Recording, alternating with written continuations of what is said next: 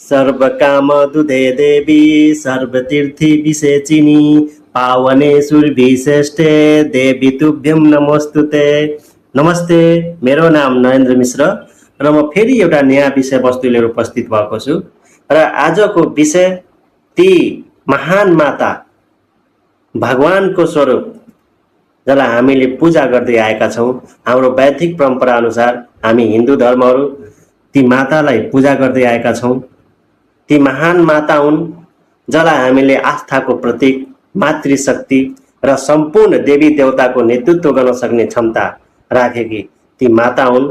ती माताको बारेमा रहेको छ, ती माता हुन् गौ माता, जसलाई हामीले सामान्य भाषामा गाई भन्दै आएका छौँ।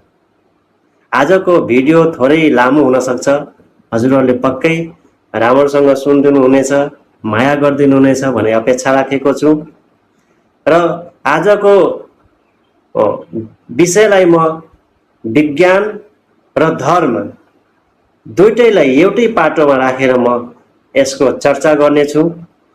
हाम्रो गाई माताको बारेमा विज्ञानले के भनेको छ र धर्मले के भनेको छ, म दुईटै कुरालाई हजुरहरूको अगाडि राख्ने कोसिस गर्छु। मेरो सानो प्रयास, हजुरहरूले पक्कै यसलाई माया गरिदिनु हुनेछ मलाई लाग्छ। पौराणिक कथा अनुसार गाईको उत्पत्ति तपाईको समुद्र मन्थन हुँदाखेरि क्षीर सागरबाट कामधेनुको रूपमा उत्पत्ति भएको थियो र पछि गुरु वशिष्ठले गाई कुलको विस्तार गर्नुभएको थियो र उहाँले नै हो नयाँ प्रजातिको पनि गाईहरू उहाँले नै विकास गर्नुभयो। र त्यतिखेर गाईहरूको प्रकार 8 देखि 10 वटा मात्र थिए। जसरी कामधेनु भयो, नन्दिनी, देवनी, धोमा र कपिला आदि यस्ता गाईका प्रकारहरू त्यतिखेर थिए। र भगवान रामको पूर्वज दिलीप उहाँ नन्दिनी गाईको पूजा गर्नुहुन्थ्यो र त्यो समयदेखि अहिलेको समयसम्म यसरी गाईको पूजाको जुन प्रविधि जुन गयो, जुन आयो, जुन चर्चा आयो, जुन अहिले हामी गाईको पूजा गर्छौँ, त्यसरी नै विस्तार भएको पनि उल्लेख छ। र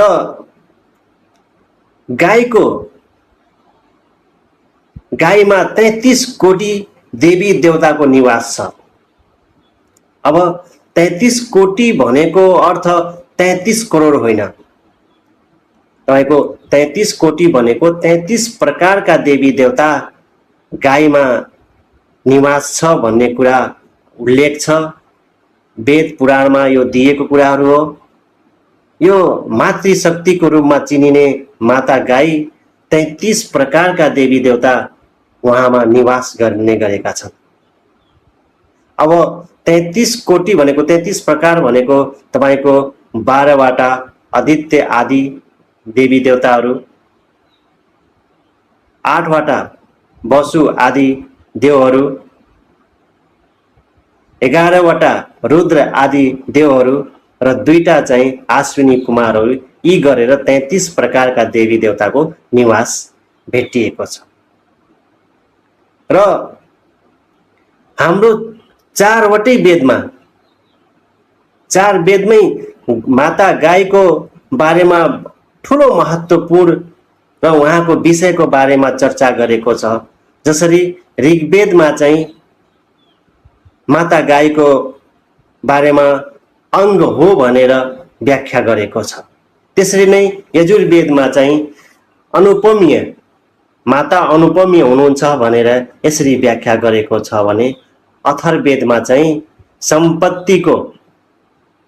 सम्पत्तिको घर हो भनेर यसरी व्याख्या दिएको छ।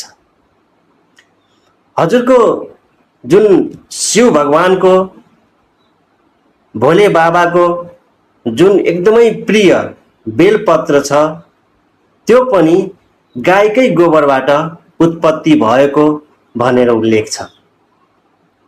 त्यति मात्र नभएर हजुरहरूले भगवान श्री कृष्णको ज्ञानको कोष जुन उहाँको केन्द्र छ, जसलाई हामीले भगवान श्री कृष्णको ज्ञानको कोष मान्छौँ त्यो पनि गाईकै गोबरबाट उत्पत्ति भएको र आएको भनेर पनि यहाँ उल्लेख छ।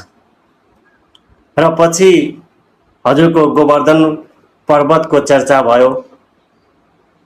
श्री कृष्ण भगवानले गोपाल र ग्वाला बनेर जसरी गाईको संरक्षण गर्नुभयो त्यो चाहिँ गाई प्रतिको महिमा, उहाँको मातृशक्ति र सम्पूर्ण देवी देवतालाई नेतृत्व गर्न सक्ने क्षमताको सिर्जना गराउँछ र उहाँको महिमाको बारेमा वर्णन गर्छ। यसरी नै जब गणेश भगवानको शिर काटिएको थियो त्यतिखेर दण्डको रूपमा भगवान शिवले एउटा गाईको दान गर्नुपर्छ भनेर उहाँले दण्ड दिनुभएको थियो र ती गाई माता पार्वतीलाई दिइएको थियो। र हाम्रो गरुड पुराणमा बैतरणी पार गर्नलाई र मनुष्यले मोक्ष प्राप्त गर्नलाई गाईको भूमिका एकदमै महत्त्वपूर्ण छ र त्यही भएर हामीले गौदान गर्नुपर्छ भनेर पनि उल्लेख छ। हामीले हाम्रो गाउँघरमा गौदान गर्छौँ। हामी मान्छे मर्न लागेको बेलामा हामीले यदि थाहा पाइयो मान्छे अब मर्दैछ भने हामीले गौदान गर्छौँ, भिक्षा दान गर्छौँ, हैन? यो दान गर्नुकै अर्थ के हो भने बैतरणी पार गर्न सक्ने क्षमता खाली गौमातामा मात्र छ। जुन सम्पूर्ण देवी देवताको नेतृत्व गर्न सक्ने क्षमता भनेकै गौमातामा छ। त्यही भएर गौदान गर्ने प्रचलन छ र यो बैतरणी पार गर्दाखेरि मोक्ष प्राप्त गर्नको लागि नै हामीले गौदान दिने गरेका छौँ। अब यी कुराहरू धर्मले गाईको महत्त्वको बारेमा सिर्जना गरेको छ, दिएको छ र उल्लेख छ। यो मैले कुनै त्यत्तिकै हावातालमा बोलेको होइन। मैले सम्पूर्ण रिसर्च गरेँ, सर्च गरेको छु मैले, होइन? वेद पुराणहरूबाट धेरै कुराहरू सर्च गरेर यी कुराहरू म ल्याएको। अहिलेसम्म मैले धर्मले गाईलाई कसरी लिएको छ भन्ने मैले चर्चा गरेँ र धर्मको अनुसार गाई एउटा माता हुन्, मातृशक्ति हुन् र सबै देवी देवताको नेतृत्व गर्न सक्ने क्षमता भएको भगवानको स्वरूप गाईलाई लिँदै आएको छ र पूजा गर्दै हिन्दू धर्मले आएको छ। र अब मैले विज्ञानतर्फ जानु पर्यो र विज्ञानले गाईलाई कसरी लिएको छ त भन्ने म छोटो रूपमा म हजुरको माझमा राख्ने छु। र त्योभन्दा अगाडि एउटा मिठो प्रसङ्ग म तपाईँहरूको माझमा राख्छु। अफ्रिकाको दक्षिणी सुडानमा चाहिँ मुन्धारी नामका जनजातिको बसोबास छ र त्यो जनजातिमा एउटा के परम्परा छ भने पानीबाट होइन कि गाईको गौमूत्रबाट उहाँहरू चाहिँ नुहाउने काम गर्नुहुन्छ र आफ्नो टाउको धुने काम गर्नुहुन्छ। र उहाँहरूको मान्यता के छ भने हामीले यसरी गौमूत्रबाट टाउको धोयो वा नुहाएर शरीर पखाल्यो भने गर्मीबाट बच्न सकिन्छ भनेर उहाँहरूको मान्यता छ। यति मात्र नभएर उहाँहरूले गाईको गोबरबाट आफ्नो शरीरमा लेप्नुहुन्छ र यसरी गोबर शरीरमा लेप्दाखेरि विभिन्न रोगबाट बच्न सकिन्छ र ब्याक्टेरिया भाइरसहरू लाग्दैन, शरीरमा आउँदैनन् भनेर उहाँहरूको एउटा मान्यता छ र त्यो परम्परालाई उहाँहरूले अहिलेसम्म निभाउँदै आउनु भएको छ। अब यसमा विज्ञानले केही खोज गरेको छैन, उहाँहरूको परम्परा र नीति कुराहरू हुने भयो। तर विज्ञानले गाईको कुराहरू कसरी निकालेको छ भने, कसरी खोज गरेको छ भने गाईमा एकदमै सकारात्मक ऊर्जाहरू हुन्छ। यो विज्ञानले खोज गरेको छ र जुन सकारात्मक ऊर्जा जुन गाईमा पाइन्छ त्यो ऊर्जा चाहिँ अरू कुनै पनि पशुहरूमा पाइँदैन रे। र जुन गाईको रीढ हड्डी हुन्छ त्यसमा सूर्य केतु स्नायु हुन्छ, जसलाई हामीले सूर्य केतु नाडी पनि भन्न सकिन्छ। र त्यो जुन हामीले नकारात्मक जुन ऊर्जाहरू हुन्छ, विकिरण हुन्छ हाम्रो जुन वातावरणमा छ त्यसलाई त्यसले शुद्ध पारेर वातावरणलाई शुद्धिकरणको काम गर्छ, शुद्ध बनाउँछ, वातावरणलाई सफा बनाउँछ रे। र त्यति मात्र नभएर जुन सूर्य केतु नाडी छ, यदि सूर्यको प्रकाशमा सूर्यको टचमा आयो भने त्यसले स्वर उत्पन्न गर्छ रे।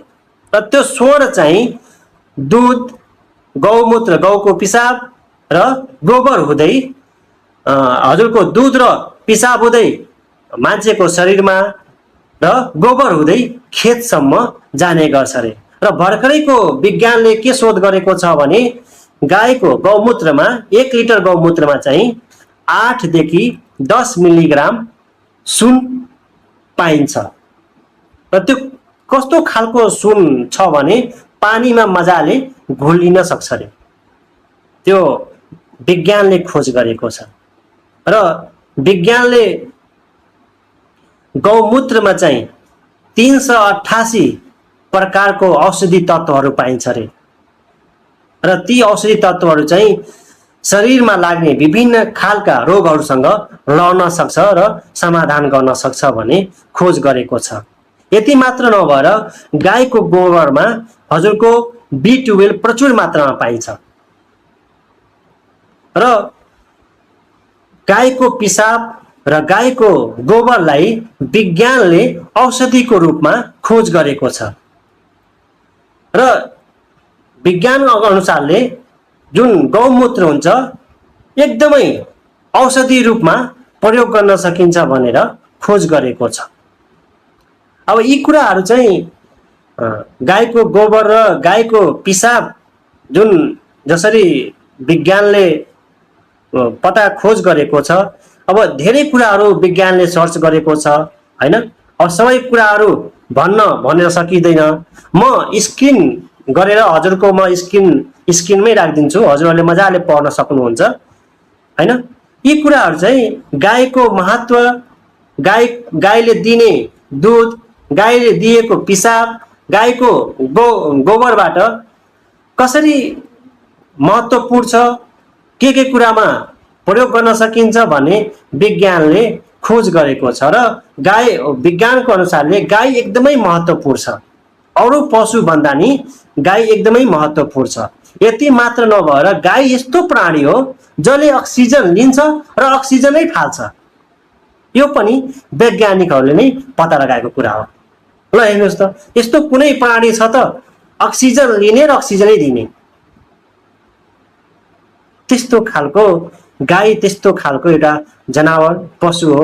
र यो चाहिँ एउटा पशु मात्र नभएर नेपालको राष्ट्रिय जनावर पनि हामीले गाई हो र यसको सम्मान हामीले गर्नुपर्छ। आजभोलि समाजमा के देख्न सकिन्छ भने दाजुभाइहरूले गाईलाई पाल्नुहुन्छ, त्यसको दुध लिनुहुन्छ र जब दुध लिइसकेपछि जब जो दुध दिन छोड्छ त्यसलाई त्यत्तिकै हाम्रो गाउँघरमा छोडिदिने गर्नुहुन्छ।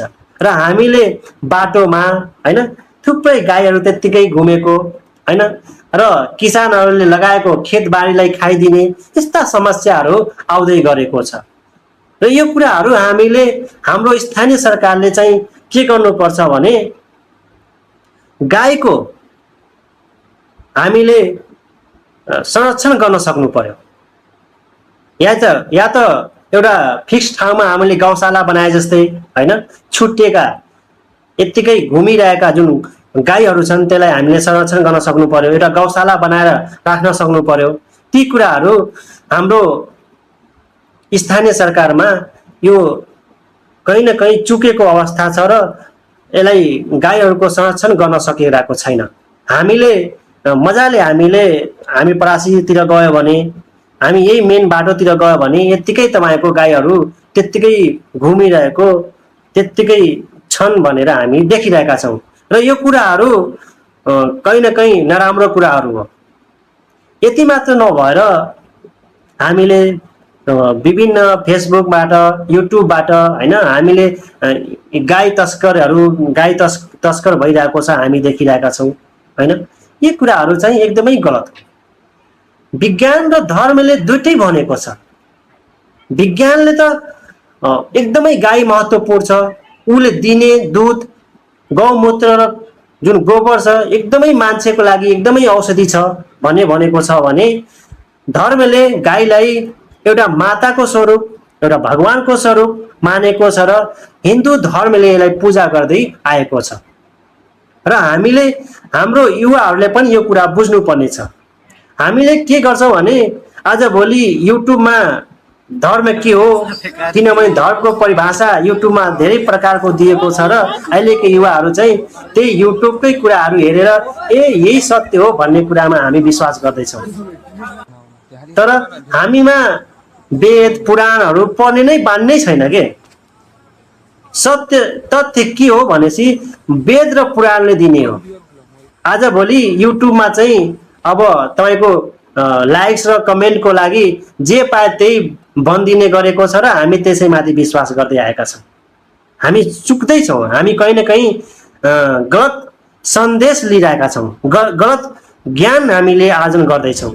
यो कुराहरू हामी अहिलेका युवाहरू बुझ्नुपर्छ र मातृशक्तिको रूपमा रहेको गौ मातालाई हामीले संरक्षण गर्नुपर्छ, माया गर्नुपर्छ।